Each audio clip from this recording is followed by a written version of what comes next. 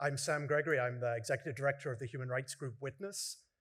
We work with human rights defenders and journalists worldwide who use video and technology to defend the truth and frontline accounts. And for the last 7 years, we've worked to think about how to prepare and not panic around the advent of deepfakes and their impact on our ability to trust.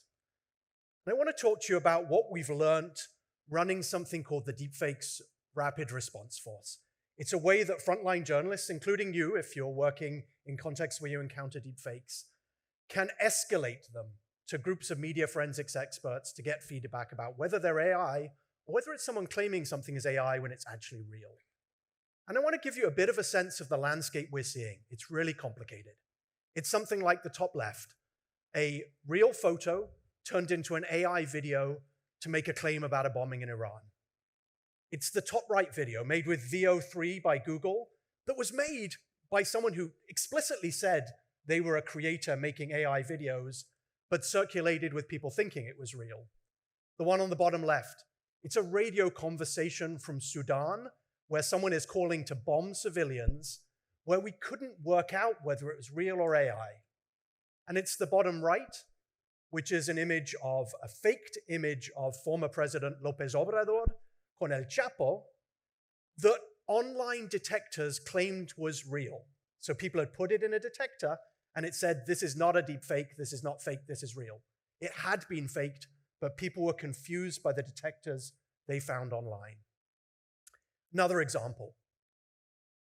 Image on the left, person running in a Pikachu outfit in a protest in Turkey.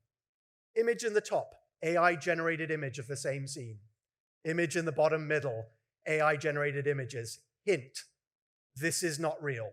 Batman and the Joker were not there. Image on the right, really complicated, AI video made from the AI image that people thought was real. What we also see is this. It's people claiming that real footage is falsified and saying things like this. You know that audio that was made with the Drake and the Weeknd and a song they never sang? That's that compromising audio clip you just heard. About a third of the cases we see in the force are people claiming real footage is faked.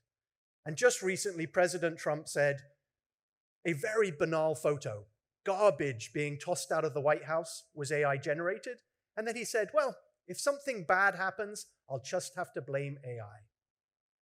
So what do we do about this? And what are the problems with detection?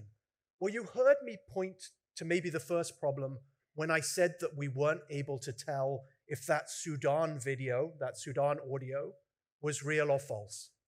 There is something that we at Witness call the detection equity gap.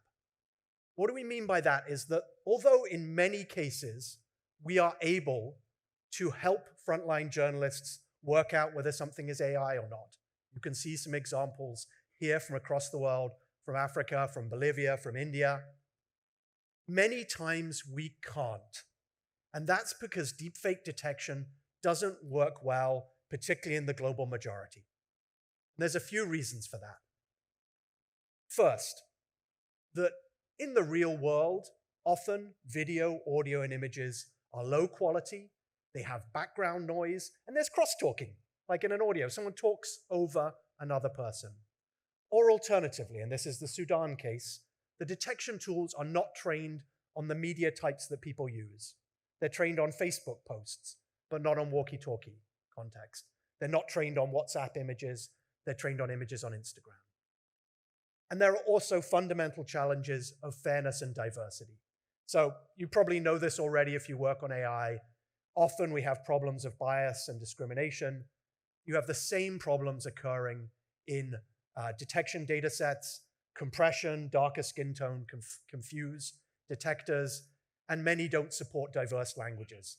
For example, we had the former president of Cambodia calling for the assassination of a political opponent, and we couldn't work out whether it was real or fake because it was in Khmer, the language in Cambodia. How do we approach this? What do we need to do about this? One initiative we've worked on is a benchmark that actually asks the tough questions of the detection tools. It says, are they trained on diverse data sets? Are they suitable for diverse skin tones? Do they work on non-majority languages?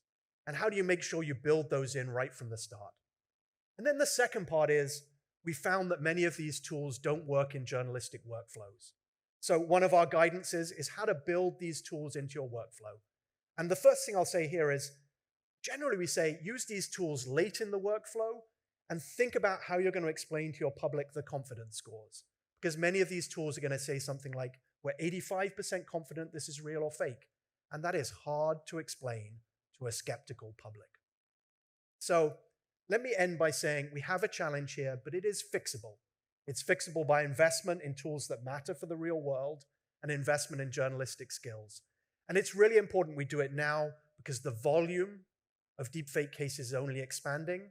And frankly, yesterday we saw the release of Sora 2, one of my favorite videos from that. It is only going to increase as they make these tools easier and easier to fake reality and to fake people into real scenes. Thank you.